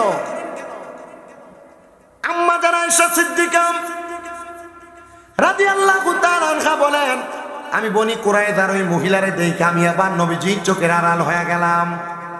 আমি দেখলাম আমার নবীজির সামনে মহিলাটা কান্না করতেছে। আল্লাহর হাবিব প্রশ্ন করে, এ বনু কুরাইজার মহিলা কান্না করার কারণটা জানতে চাই। মহিলা ডাক দিয়ে কই, ইয়া রাসূলুল্লাহ, আমি আমার যে মায়ের গর্ভ থেকে জন্মগ্রহণ করেছি আমার আম্মা জান গতকালকে ইন্তেকাল করেছেন। ইয়া রাসূলুল্লাহ, আমার আম্মা জানের হিউজ পরিমাণ অনেক সম্পদ আছে। নবী গো, আমার আম্মা জান ইন্তেকাল করার সময় জবানটা বোবার মতো হয়ে গেছে, কথা বলতে পারে নাই। অনেক মানুষ এভাবে মারা যায় না? আমার নবীকে বলেন, ইয়া রাসূলুল্লাহ, আমার মা যে এমন ভাবে মারা গেছে নবীজি আমার মনে হইতেছে আমি আমার আম্মা জানকে বোবা হওয়ার আগে কালেমা পড়াইছিলাম। নবী গো, আমার আম্মা জান যদি কথা বলতে পারতেন, আম্মা জানের এত সম্পদ থেকে আমার মনে হয় আমার আম্মা জান সাদাকা করতেন। অবাক, সাদাকা করতেন। বলে হ্যাঁ ইয়া রাসূলুল্লাহ, এখন আপনি আমাকে বলেন না আমি কি আমার মায়ের দেওয়া সম্পদ থেকে সাদাকা করতে পারবো কিনা? আপনারা যারা আপনাদের বাবার সম্পত্তি ব্যবহার করেন, আপনারা যারা আপনাদের মায়ের ওয়ারিসদার সম্পত্তি ব্যবহার করেন, মা বাবার সম্পত্তি ব্যবহার করলে চলবে না। মা বাবার দেওয়া সম্পত্তিকে আপনি আল্লাহর রাস্তায় মাঝে মাঝে ব্যয়ও করা লাগবে। আমি আপনাদের কাছে আমার বয়ানের ধারাবাহিকতায় কিছু কথা বলে যে একটু মনোযোগ দিয়ে শোনার চেষ্টা করেন। আল্লাহর হাবিব বলেন, এ মহিলা, তুমি যদি চাও তোমার এই টাকা পয়সা সম্পদ থেকে তুমি তোমার মায়ের পক্ষ থেকে তুমি আল্লাহর রাস্তার মধ্যে সাদাকা করতে পারো। ইয়া রাসূলুল্লাহ, আপনি বলেন না গো নবী, আমি কি সাদাকা করলে আমার আম্মা জান শান্তি পাবে, আমার আম্মা জানের রুহুটা শান্তি পাবে? নবী আমার বলে, মহিলা তুমি তোমার আম্মা জানের পক্ষ থেকে পানি সাদাকা করো। মহিলা ডাক দিয়া কই, ইয়া রাসূলুল্লাহ, নবী গো, আমি আপনি সাক্ষী থাকেন, আমি আমার আম্মা জানের মোহাব্বতে আমি এই জায়গার মধ্যে আরবের মানুষ এবং আরবের বেদুইনদের জন্য তারা যেন পানি আহার এবং পান করতে পারে, আমি এই জায়গাতে একটা কূপ খনন করে দিলাম। আল্লাহর হাবিব বলেন, তুমিও সাক্ষী থাকো বনু কুরায়দার মহিলা, তোমার আম্মা জান যেহেতু কবরের বাসিন্দা, এই কূপের মধ্য থেকে যত মানুষ পানি পান করবে আমার আল্লাহ তাআলা তোমার আম্মা জানের কবরের মধ্যে সারাবান তাহুরা দান করে দিবে। ওই মহিলা চলে গেলেন, কূপ খনন করে দিলেন। পরের দিন ওই মহিলা কান্না করতে করতে আমার নবীজির দরবারে আগমন করলেন। আগমন কইরা ডাক দিয়ে কই, ইয়া রাসূলুল্লাহ, নবী গো, আমি তো মারাত্মক একটা বড় স্বপ্ন দেখছি। আল্লাহর হাবিব বলেন, এ মহিলা, তুমি কি স্বপ্ন দেখছো তোমার কাছে আমি জানতে চাই। মহিলা ডাক দিয়ে কই, ইয়া রাসূলুল্লাহ, আমি স্বপ্ন দেখছি গো, আমার আম্মা জানকে যিনি বসে আছেন, বসে বসে কত রং বেরঙের শরাব পান করতেছে। আমি আমার মার প্রশ্ন করলাম, আম্মা জান, এমন শরাব আপনি কোথায় পেলেন আর কোন জায়গা থেকে পাইলেন? আমার আম্মা জান বলে, মা, তোমার মতো একজন নেককার কন্যা সন্তান আমি দুনিয়াতে রাইখে আসছি, আর তোমার সাদাকার বিনিময়ে আমার আল্লাহ তাআলা আমি মা জননীকে জান্নাতের শরাব পান করে দিতেছে। কেন বলতেছে শোনেন। এরপরের দিন নবীজির দরবারে হযরতে সাদ ইবনে উবাদা রাদিয়াল্লাহু তাআলা আনহু, আমার নবীর প্রখ্যাত একজন সাহাবী সাদ ইবনে উবাদা রাদিয়াল্লাহু তাআলা আনহু আগমন করছে। ইয়া রাসূলুল্লাহ, কান্তাছে, চোখের পানি পড়ে। ইয়া রাসূলুল্লাহ, নবীজি, আমার আম্মা জান ইন্তেকাল করেছে, আমি আমার মার জানাজার নামাজ চাইছি না।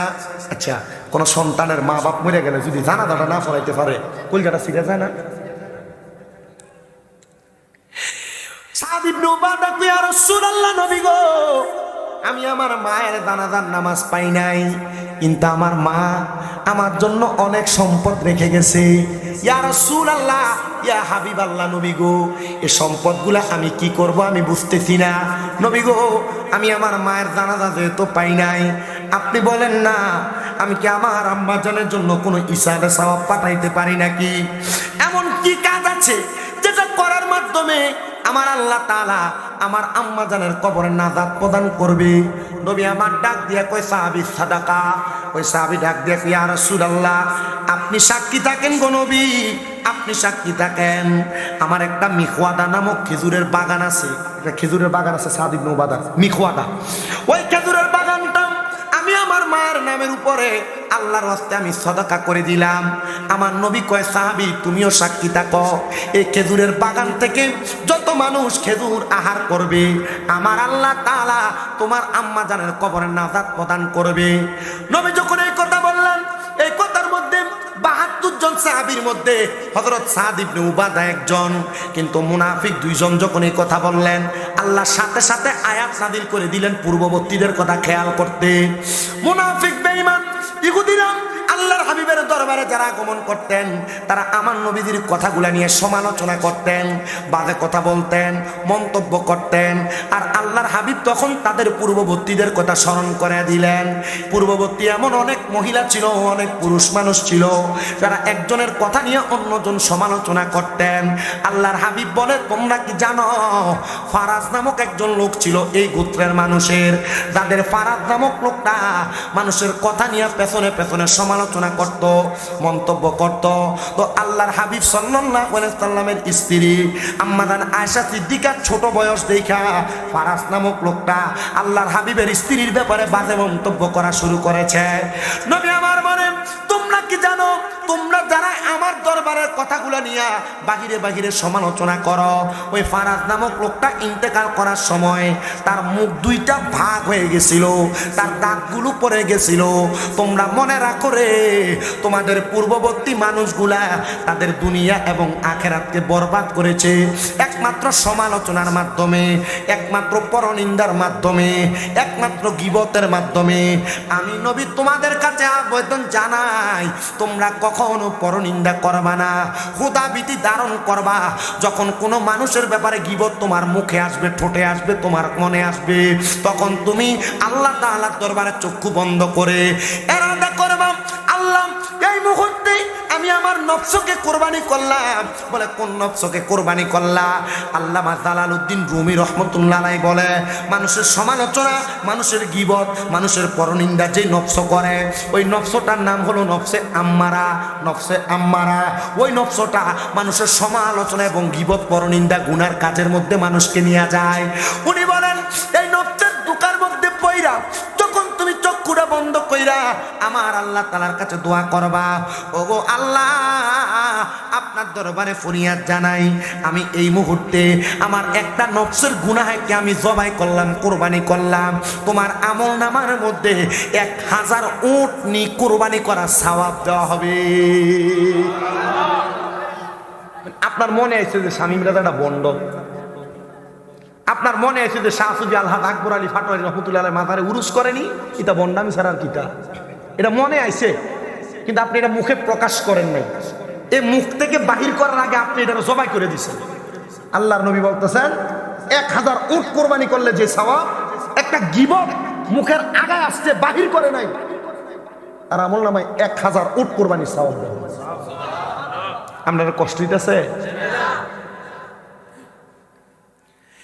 যেহেতু রাহমাতুল লিল আলামিন নবীর মুজিজার বয়ান, আমি আপনাদের কাছে বিভিন্ন দিকের বয়ান করে করে নবীজির মুজিজাগুলো তুলে ধরার চেষ্টা করব। এবার আসেন আমার নবী রাহমাতুল লিল আলামিন নবীর দরবারে হযরত ওমর ইবনে খাত্তাব রাদিয়াল্লাহু তাআলা, বেশি উপরে ক্লাস না, মাত্র মাদ্রাসার ক্লাস। এই আলিম প্রথম বর্ষের ভিতরে হাদিসে মেশকাতুল মাসাবিতে হাদিস শরীফটা কত সুন্দর করে দেওয়া। হযরত ওমর রাদিয়াল্লাহু তাআলা আমার নবীজির দরবারে বিচার নিয়ে আসছি, ইয়া রাসূলুল্লাহ, জি নবীজি আপনি জানেন আপনার দরবারে যে আমি আগমন করি, আমি যে আপনাকে বেশি মোহাব্বত করি, আপনার সঙ্গে কথোপকথন করি, আপনার সঙ্গে আমার একটা প্রেমের সম্পর্ক। ইয়া রাসূলুল্লাহ, নবী গো, ও মায়ার নবী রাহমাতুল লিল আলামিন নবী, আমাকে অন্যান্য সাহাবায়ে কেরাম আমার আগে আসার জন্য চেষ্টা করে। নবী আমার ডাক দিয়ে বলে, ওমর তোমার আগে আসার চেষ্টা করে, কিন্তু তারা তোমার আগে আসতে পারে না। আমার রাহমাতুল লিল আলামিন নবী যখন এই জবাব দেয়, হযরত ওমর ইবনে খাত্তাব বলে, ইয়া রাসূলুল্লাহ, এখন থেকে আমি আরো আগে আপনার দরবারে আসার চেষ্টা করব, আরো আগে আসব। আমার নবী ডাক দিয়ে কই, এরপরের দিন হযরত ওমরের নামে আমার কাছে আমি নবীর আরেকজন সাহাবা বিচার নিয়ে আসছে। ইয়া রাসূলুল্লাহ, হযরত ওমর আমাকে গালের মধ্যে আঘাত করছে।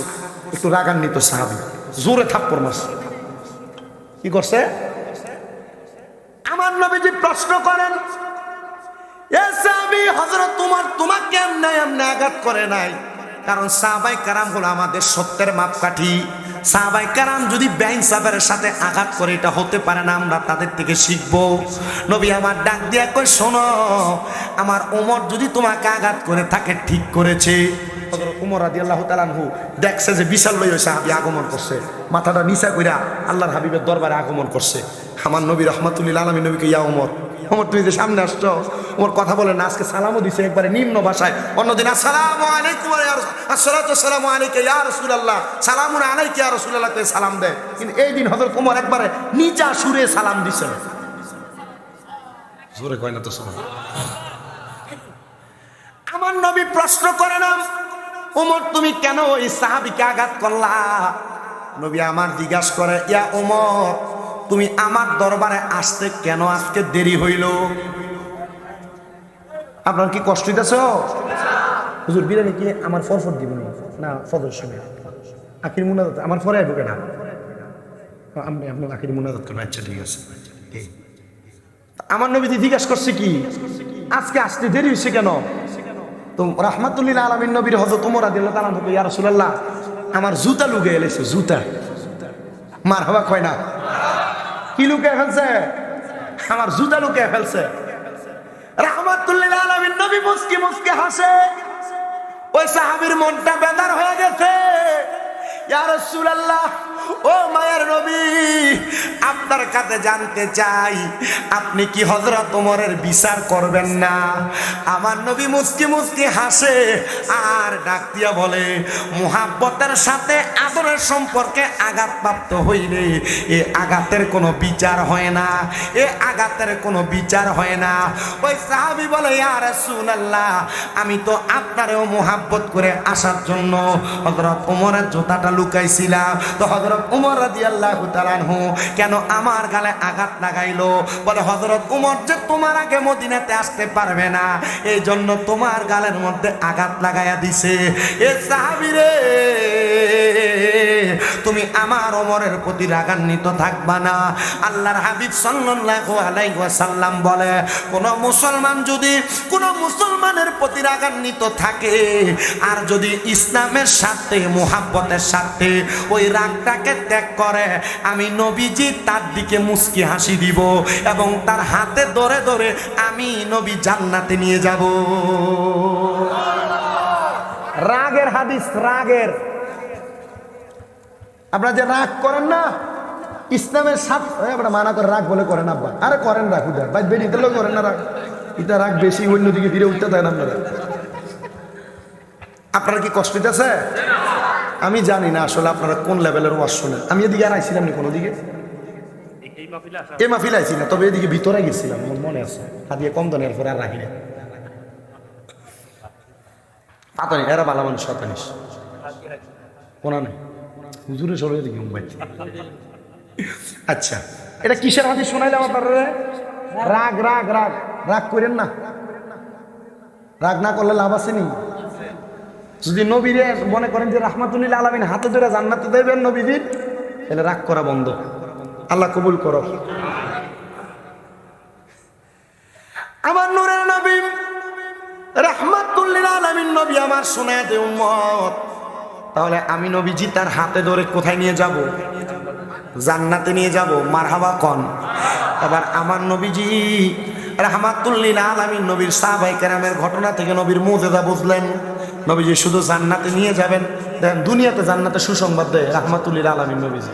আর ওই নবীজির উম্মত হয়ে আমরা দুনিয়াতে গুনাহ, সুদ, ঘুষ, জেনা, ব্যভিচার, পরনিন্দা, গীবত, রাগারাগি, মারামারি, হানাহানি করতেছি। আর করি বিদায় পরশুদিন এমন একটা লাড়া দিছে ভূমিকম্প, পুরাটা দুইনে লেড়ে লেছি। ভূমিকম্প যদ্দুর মানুষটা না লাগছে, ফেসবুকের ভিতরে বিক্ষে দিই শুধু ভূমিকম্প ভূমিকম্প ভূমিকম্প, হেরা ফেসবুকে ভূমিকম্প তুলে লেছে।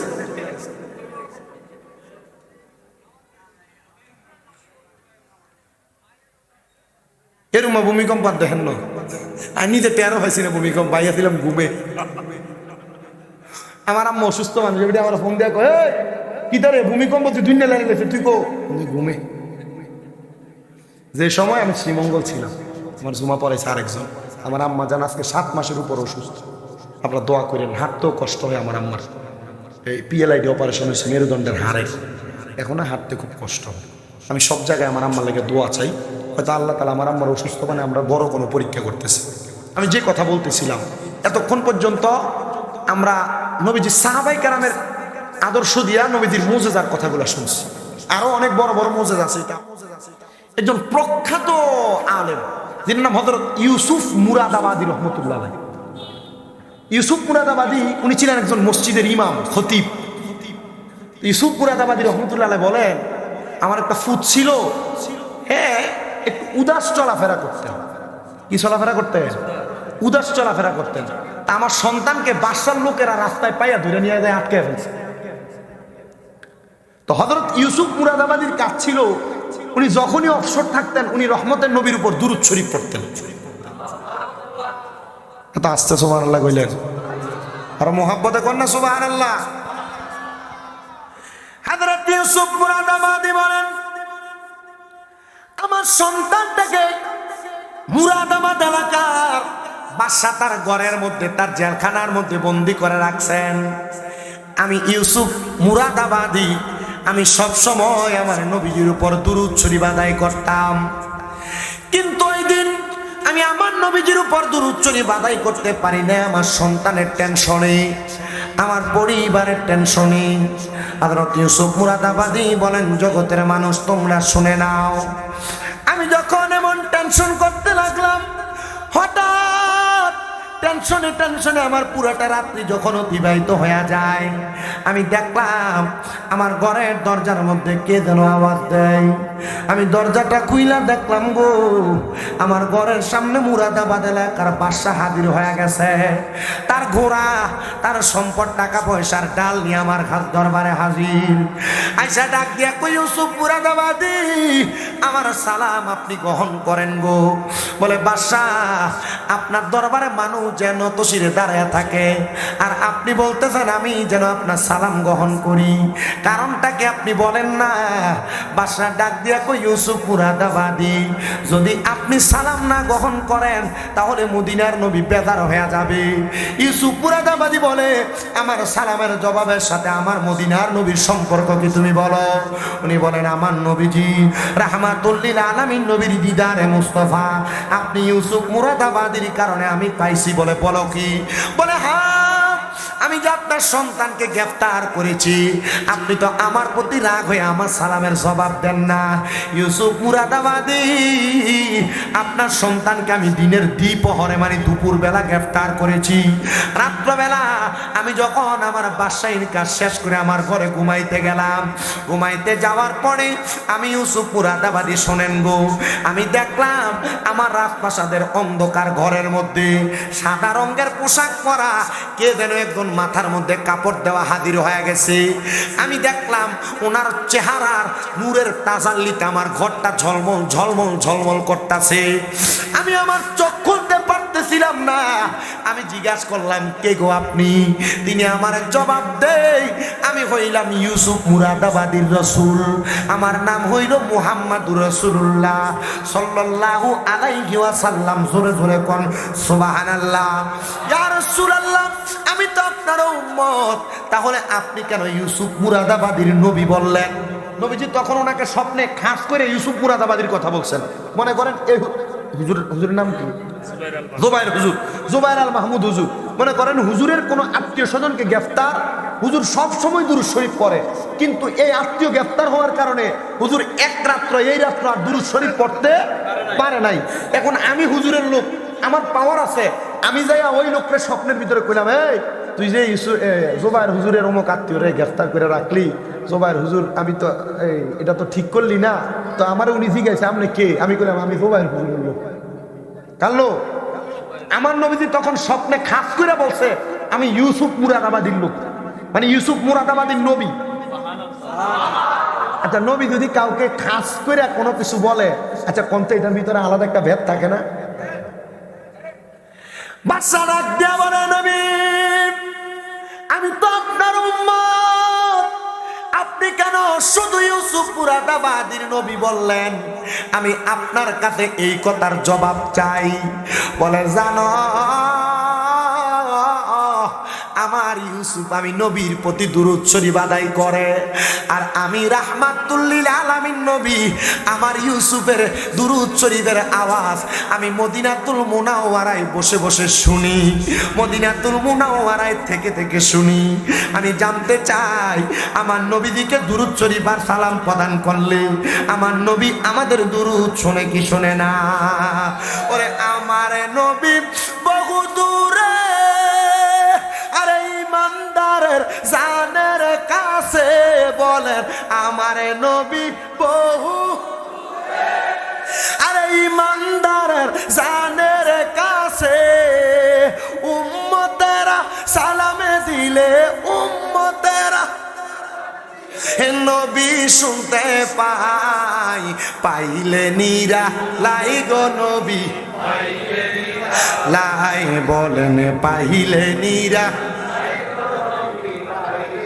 তোমার দুই চরণে চুমু খাবো, দুই চরণে চরণে দুলি মাখবো গাই, পাইলে নিরা লাই গো নবী পাইলে নিরা লাই বলেন পাইলে নিরা। আরে আমরা মৃত লাশ হইলে নবী কেউ নিবে না আমরা রে কুলে, বলেন আমরা মৃত লাশ হইলে আরে কেউ নিবে না আমরা রে কুলে। হাইরে দয়া কইরা কুলে নিবেন, দয়া কইরা নিবেন নবী মুস্তাফাই, পাইলে নিরা লাই গো নবী কয় না রে, কয় না রে, বলেন পাইলে নিরা।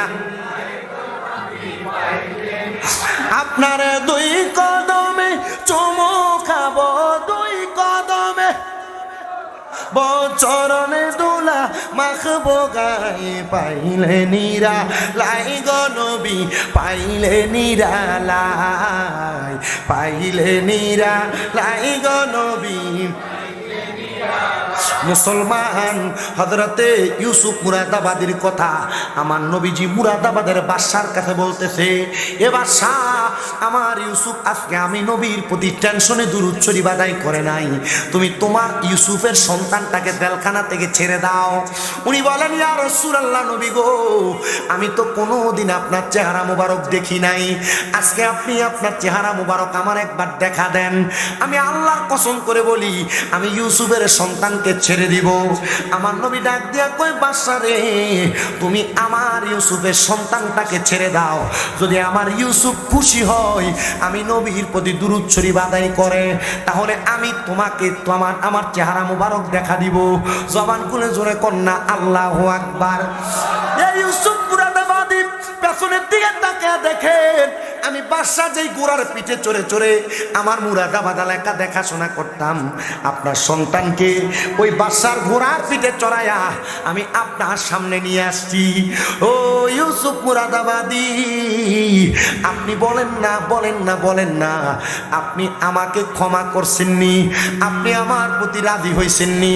ইউসুফ মুরাদাবাদী কোনো কথা বলে না, চোখের পানিগুলা ফালায় ফালায় কান্দে, ডাক দিয়া কয়ে বাদশা গো, আমার যে দিন থেকে আমার জীবন থেকে একটা রাত্র চইলা গেছে, আমি যে আমার নবীজির গুণকীর্তন গাইতে পারি নাই, পড়তে পারি নাই, আপনি কি আমারে সেই রাতটা ফেরত দিতে পারবেন? বাদশা ডাক দিয়া কয়, আপনি যদি আমার বাদশাই চান আমি আপনার খুশির জন্য আমার বাদশাই দিয়া দিব। বলে কি বলো, আমার খুশির জন্য তুমি বাদশাই দিয়া দিবা? আমি তো জানি তুমি আমার খুশির জন্য বাদশাই দিতা না, তুমি আমার নবীর দিদার পাওয়ার জন্য তোমার বাদশাই ছেড়ে দিতে চাও। না না না, আমি তোমার বাদশাই চাই না, আমি তোমার সম্পদ চাই না, আমি তোমার রাজপ্রাসাদ চাই না, তবে যাও যাও যাও, তুমি যেন মদিনার নবীর দিদার পাও, আমি তোমার কাছে সেই কথাটাই বলে দিলাম, আল্লাহর কাছে সেই দোয়াটা করে দিলাম। ইউসুফ মুরাদাবাদী বলে, জগতের মানুষ তোমরা শোনো, বাদশা আমার কাছ থেকে চলে যায়, আমার সন্তানকে গোড়ার পিঠ থেকে নামায়া আমি আমার সন্তানকে আমার কাছে রাখলাম। ইউসুফ মুরাদাবাদীর দরবার থেকে যখন তিনি চলে গেলেন গেলেন। যাওয়ার পর আল্লাহর বান্দাটা এবার তার ওই জায়গার মধ্যে অবস্থান করতেছে, তার বাড়ির মধ্যে যাবে, ঘোড়ার পিঠে চড়ে চড়ে আস্তে আস্তে যায়। ওই বাদশা ঘোড়ার পিঠ থেকে পরে ইন্তেকাল করেছেন। পরে ইন্না লিল্লাহি ওয়া ইন্না ইলাইহি রাজিউন। সব মানুষ অবাক হয়ে গেছে, আরে বাদশা ইউসুফ মুরাদাবাদীর বদদুয়া ইন্তেকাল করছে। আরে বাদশা যদি চাইতো নবীর দিদার পাইতো, বাদশার প্রতি যদি ইউসুফ মুরাদাবাদী খুশি হইতো, বাদশা নবীর দিদার পাইতো। এবার সবাই বাদশার নাকের মধ্যে হাত দিয়ে দেখে বাদশা নিঃশ্বাস টানতেছে, বাদশা এখনো জীবিত আছে। বাদশাকে কাঁধের মধ্যে কইরা মুরাদাবাদের রাজপ্রাসাদে প্রবেশ করাইছে। রাজপ্রাসাদে নিতে নিতে বাদশা দুনিয়া থেকে বিদায় হয়ে গেছে। এলাকার সব মানুষ বাদশার জানাজার নামাজে হাজির হয়ে গেছে। জানাজার নামাজ কইরা বাড়িতে যায়, আর একজন আরেকজনের সাথে কথা বলে, দেখছুনি মুরাদাবাদীর বদদুয়ার কারণে বাদশা ইন্তেকাল করছে ঘোড়ার পিঠ থেকে পইরা। আসলে অ্যাক্সিডেন্ট কইরা ঘোড়ার পিঠ থেকে পইরা মারা গেলে, কোনো জায়গা থেকে অ্যাক্সিডেন্টের মাধ্যমে ইন্তেকাল করলে এটা বদদুয়ার মরণ না, এটা শহীদের মরণ। কিসের মরণ? শহীদি মরণ। আল্লাহর হাবিব সাল্লাল্লাহু আলাইহি ওয়াসাল্লামের একটা হাদিসে মুবারাকা পড়ছি, কোনো বাবা, কোনো ভাই, কোনো আত্মীয় স্বজনের মানুষ তার পরিবার চালাইতে যায়, গাড়ি অ্যাক্সিডেন্ট, দুর্ঘটনা, ছাদের থেকে পড়া, পানির করে মরা, এমন যেই কোনো দুর্ঘটনায় যদি ইন্তেকাল করে, তাহলে ওই ব্যক্তি তার আহার যোগাইতে গিয়ে ইন্তেকাল করার কারণে তার মরণটা শহীদের মরণ হয়। কারণ আপনি যে আহার যোগাইতে যাই কামাই করেন ঠিক কথা, মসজিদে আজান দিয়ে আপনার খবর থাকে না, আপনাদের শহীদের মরণ পাইবেন এটার গ্যারান্টি কি? তার মানে বোঝা যায় আমাদের কাজকর্মের মাঝখানে আমাদের নামাজ আসেনি। কথা কয় না কথা। তো জানাজার নামাজ পড়ে যাইতে দেখবেন মানুষ অমুকের সমালোচনা বিভিন্ন রকমের কথা বলে না, যে লোক অমুক ছিল, আর যদি খারাপ থাকে আর মানুষের বহুত জ্বালা জ্বালাইছে রে। আজকে আমার একটা জেডা মারা গেছে, আমি নিজে আজকে অনেকের ফোন ধরতে পারি, অনেকে ফোন করছে। আজকে এলাকার সাইফুল্লাহ জুত্তিরে আছে, যে আপনাদের এলাকারই, তো আমার কাছে অনেক ফোন দিয়ে আমি ধরতে পারি না। আমার ওনার জেডারে গোসল দিচ্ছে আমি, এবং আমার এক জেঠা তো ভাই দাওয়াত ইসলামের মুরিদ, আমরা নিজেরা গোসল দিচ্ছি, আমরা নিজেরা জানাজার নামাজ আমার ভাইয়ে পড়াইছে, আমি মুনাজাত দিছি, আমরা কবরে নামছি, দাফন সব শেষ করে তারপর রওনা দিচ্ছি আপনাদের দিকের উদ্দেশ্যে। তো আমি এতটুকু দেখছি যে আমার জেডারে সালাম দিলে উনি এমনি মাথা তুলতো না, আসসালামু আলাইকুম, এমনি নিচের দিকে থাই হাঁটতো, ওয়ালাইকুম সালাম, এ হাঁটা শেষ, অন্য কোনো কথা নেই। নর্মালি নিরিবিলি মানুষ ছিলেন। দোয়া করেন, ওনার দুইটা ছেলে বিদেশ আছে, একটা মেয়ে বিবাহ দিছে, আর একটা ছেলে দেশে ছোট। আল্লাহ যেন তার পরিবারটার একটু রহমতের নজরে দেখে তার পরিবারকে ধৈর্য ধারণ করার তৌফিক দেয়। তো মানুষ মারা যাওয়ার পরও এভাবে ভালো তার প্রশংসা করছে। ইউসুফ মুরাদাবাদীর এলাকার বাদশা তখন মারা গেছে, মানুষ ওনার ব্যাপারে সমালোচনা করতে না, আরে মনে ইমাম সাহেবের বদদুয়ায় মনে হইরা মরছে রে ঘোড়ার থেকে রে। মানুষের মন্তব্য চিন্তাধারাটা কি ভালো না খারাপ? খারাপ। মনে হয় ইমাম সাহেবের বদদুয়ায় মরে গেছে রে। এলাকার সব মানুষ বাড়িতে দিয়ে ঘুমাইছে। এখন ঘুমানোর পর এরা দেখতেছে মুরাদাবাদের বাদশা উনি সুন্দর জান্নাতি খাবার সামনে নিয়ে বৈশা বৈশা আহার করতেছে। কি খাবার খায়? কি খাবার খায়? জান্নাতি খানা খাইতেছে। মানছে কয় ইমাম সাহেবের লোকে মানে বেয়াদবি করলো আর খাইতেছে জান্নাতি খানা। বিষয়টা একটু অন্যরকম গেছে।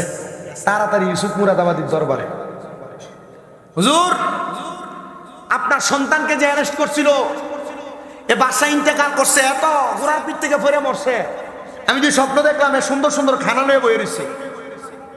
হুজুর এটার কাহিনী কি বলেন?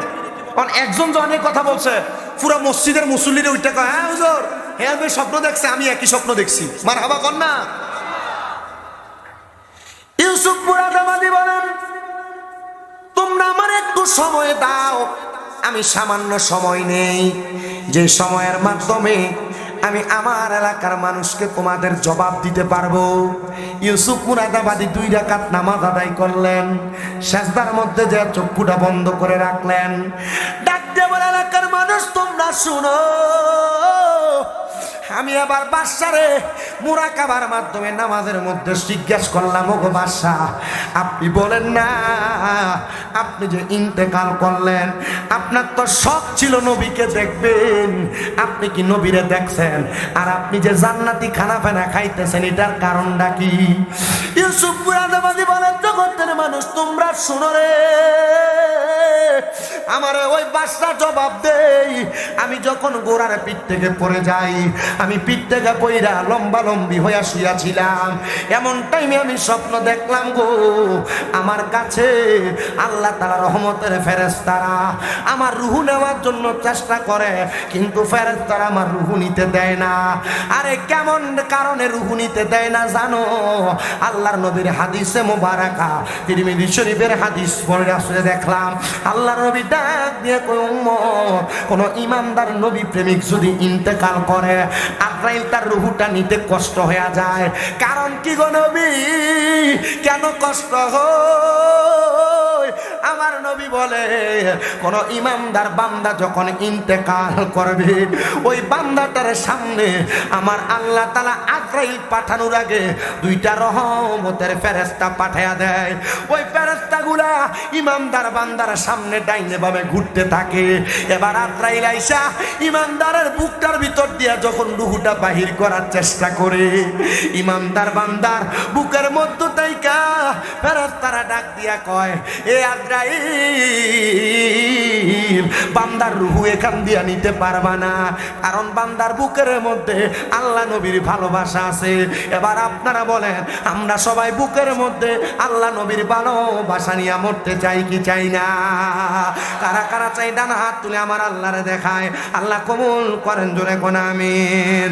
আমার মরণের কতদিন বাকি আমি জানিলাম না গো, আল্লাহ মরণের কতদিন বাকি, আমার মরণের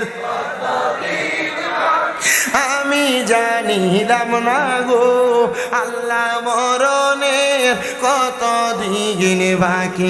হঠাৎ আজরাইল আসিয়া যখন হস্তে দিবা দড়ি, তখন আমার মনাবাই করবে লুকা চুরি, আমি জানিলাম না গো, আল্লাহ মরণের বাকি, আমার মরণের কত আমি জানিলাম না গো, আল্লাহ মরণের কত দিন বাকি। আর হায়াত হইল হাতে বাইরে, মত হইল পায়ে, যেই যায় গায়ে যার মরণ লেখা, সেই যায় গাইছে মরে, আমি বুঝিলাম না গো, আল্লাহ মরণের কত দিন বাকি, আমার মরণের কত দিন বাকি, আমি জানিলাম না গো, আল্লাহ মরণ দিন বাকি। বাইরে 30 পারা কোরআন বাইরে, মনে রাইখো তো অন্তর মাঝে জায়গা দিয়া রাখিবা খবর, আমি বুঝিলাম না গো, আল্লাহ মরণের কত দিন বাকি, আমার মরণের কত আমি জানিলাম না গো, আল্লাহ মরণের কত দিন বাকি। বাড্ডার বাবা, ও বাড্ডার মুরব্বীরা, বাড্ডার পর্দার অন্তরালের মা বোনেরা, যুবক ভাইরা, আল্লাহর হাবিব বলে, এবার রুহুটারে কবজ করার জন্য বুক থেকে যখন ফিরা যাবে, এবার বান্দাটার রুহুটা কবজ করার জন্য আজরাইল আলাইহিস সালাতু ওয়াস সালাম বান্দার কপালটার মধ্যে, মুখটার মধ্যে হামলা করবে। আরে কপালের মধ্যে থাইকা দুইটা ফেরেশতা বাধা দিয়া বলবে, রে আজরাইল, বান্দার কপাল দিয়ে রূহ বাহির করতে পারবা না, কারণ বান্দার কপালের মধ্যে নামাজ দেওয়ার কারণে, নামাজ পড়ার কারণে তার সেজদার নূর বিরাজমান আছে। ওই বান্দাটা তখন এবার তার বিছানাতে পড়ে থাকবে। এবার ইমানদার বান্দার কাছে আজরাইল আবার আসবে, ডান দিক দিয়ে হামলা করবে। ডান দিক দিয়ে হামলা করার সাথে সাথে ইমানদার বান্দার রূহটার জবাব দিবে। ইমানদার বান্দার রূহটা বান্দার কাছ থেকে দুইটা ফেরেশতা জবাব দিবে, রে আজরাইল, ইমানদার বান্দার রূহ তো তুমি ডান দিক দিয়া কবজ করতে পারবা না, কারণ তার ডান দিক দিয়া তার আম্মা আব্বার খেদমতটা বিরাজমান। ইয়া রাসূলুল্লাহ, আর কেমনে আজরাইল আমরা রূহটা কবজ করব? কয় এবার বান্দার বাম দিকের বাহুর মধ্যে হামলা করবে, বাম দিকের বাহুর মধ্য থেকে জবাব আসবে, রে আজরাইল, বান্দার বাম দিক দিয়ে রূহ কবজ করতে পারবা না, কারণ বান্দার বাম দিকে তার দান এবং সাদাকা গুলা আছে। আরে হযরতে ইউসুফ মুরাদাবাদীর কাছে আবার বাদশা ডাক দিয়া কয়, জানেননি গো হুজুর, আমি যে আপনার কাছে আমার জবাব দিতে করতেছি, আমার ইন্তেকালের সময় আমার রূহ তারা নিতে পারে নাই। আমি দেখলাম রাহমাতুল লিল আলামিন নবী আমার সামনে আসছে, নবী আমার মাথার মধ্যে হাতটা বুলিয়ে দিতেছে, আর আমি আমার নবীকে বললাম, ইয়া রাসূলুল্লাহ, আপনারা বলছেন আপনার চেহারা মোবারক আমার দেখাইবেন। আমার নবীজির চেহারা মোবারকের উপর থেকে কাপড়টা সরানো, আমার নবী আমার দিদার দিতেছে, আমার নবী আমার দেখা দিতেছে। আমি দেখা পাইয়া বড় খুশি হয়ে গেলাম, বড় অবাক হয়ে গেলাম। রাহমাতুল লিল আলামিন নবীজি, আপনি কেন আমার দেখা দিলেন?